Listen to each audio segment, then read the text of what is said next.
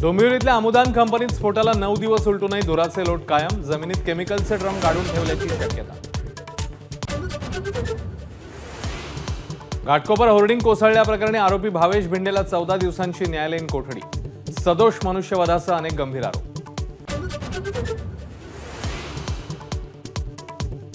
पुण्यामध्ये रक्ताचे नमुने बदलणाऱ्या दोन्ही डॉक्टरसह शिपायाला कोर्टात हजर केलं, तर ससूनच्या काही नर्सेसची पुणे पोलीस करणार चौकशी।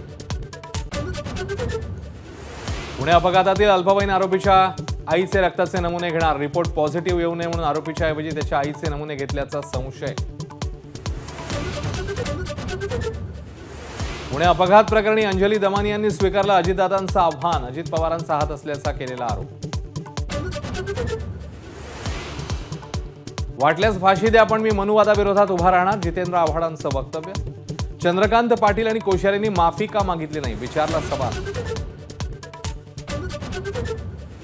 ठाणे शहरात 16 ठिकाणी राजरोसपणे ड्रग्सची विक्री। मनसे नेते अभिजित पानसे यांचा आरोप।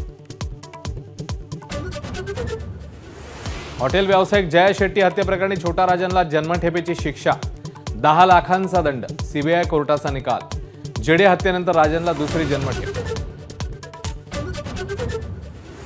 जम्मू जिल्ह्यात भाविकांना नेणारी बस 150 फूट खोल दरीत कोसळली, 15 जणांचा मृत्यू, 15 जण जखमी।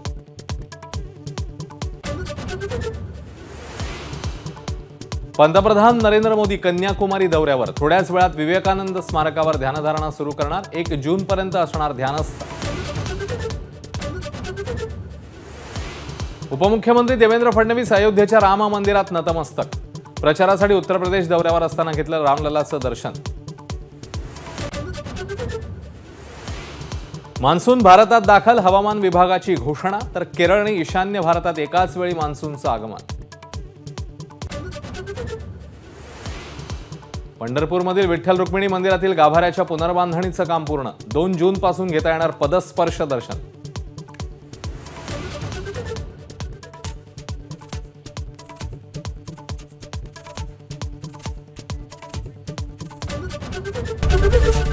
एबीपी माझा, उघडा डोळे बघा नीट।